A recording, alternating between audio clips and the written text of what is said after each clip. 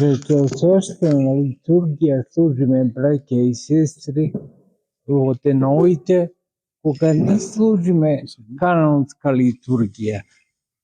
Се вика ова пресвещена литургија зашто даровите ги осветуваме на претходната литургија, значи не осветуваме сега дарови, туку се осветени или од саботата или од претходната недела и денеска само се причестуваме. Оваа служба може слободно да се нарече служба на причестување.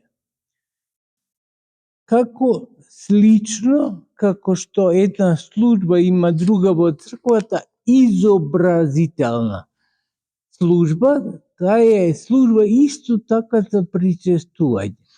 Значи, кога не можеле да стигнат некаде да отслужат свештениците или епископот, се носело причество во тоа место, во тој манастир, и пред да ја земат причеста, побожните христијани или калугерите или калугерките ја читале таа изобразителна служба.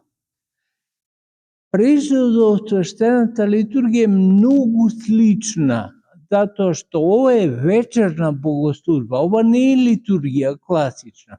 Значи не се осветуваат дарови, лебот и виното во тело и крв Христови, туку тие се веќе тело и крв Христови кои сме ги зачувале од минатата литургија, сега само ги принесуваме.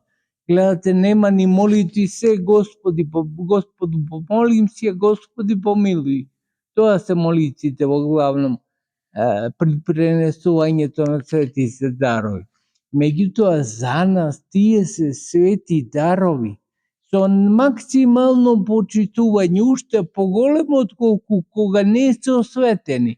Кога се лепи вино, се уште на обична литургија, помала почит имаме отколку сега кога знаеме дека се осветени даровите, дека се тело и крв Христови и ги пренесуваме нив со најголема славопочит.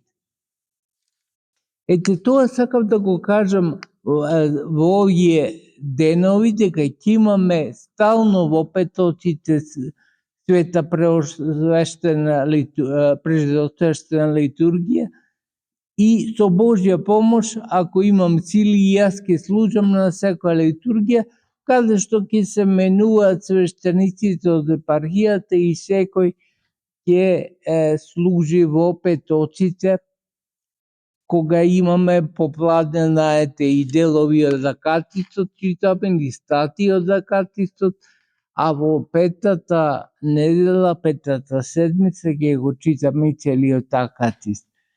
Тоа сакав на кратко да ви го кажам за оваа божествена, за оваа пресвещена литургија, дека не е во суштина класична литургија, туку е литургија на претходно осветени свети дарови.